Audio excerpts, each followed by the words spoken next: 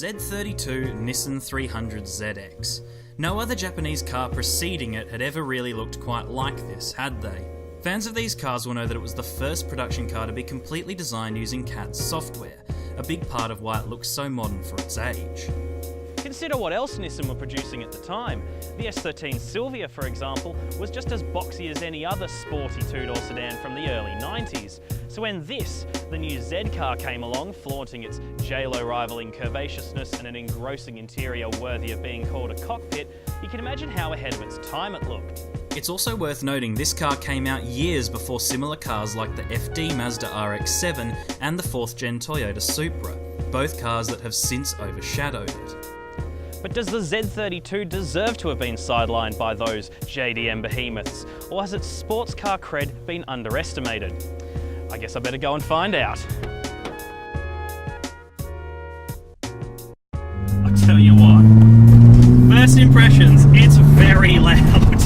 I'm not going to pretend for a second that it isn't loud, because it is. It does quiet down a little bit when you are, just cruising along at a decent RPM in a higher gear, but when you give it the beans, it really, really opens up those lungs.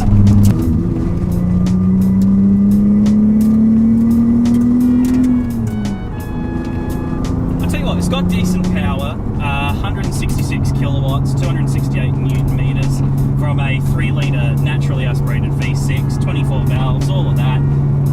It's enough. I think if you had the turbo model, you would enjoy having the extra power, but the naturally aspirated engine, it is very linear the way that it gives you the power. Most of it does come on at the top end, as you'd expect, but all throughout the rev range, you've got enough torque to really get you going.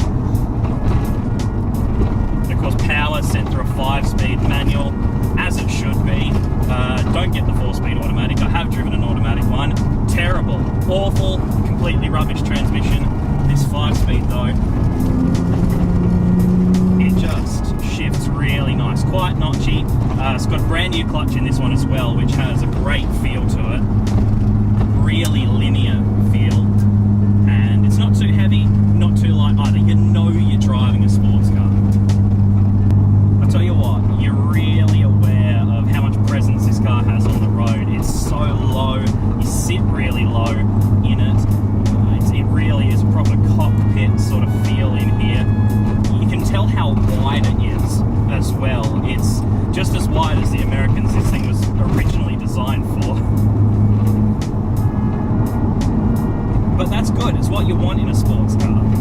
That's the sort of feeling you want. You want to feel in harmony with it inside, and they really bury you in here so you feel connected to it and feel planted on the road as well.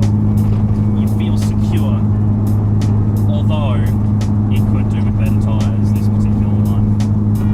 I'll tell you what, the steering is very heavy, but that's a good thing. Again, you feel like you're having to work it a bit, and it's all the more rewarding for it.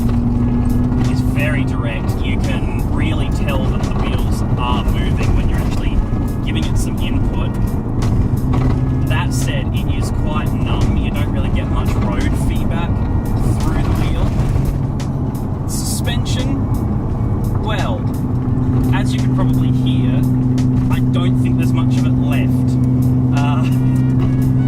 It does corner well, I'll say that in its favour, but in terms of actual damping out bad bits of road, it's not doing an ideal job there. It's not helping the rattles that I'm sure this car would have anyway. You do have to keep in mind, this is a very old car. This is from right at the start of the 90s. It's a lot older than I am, so, you can probably forgive it there.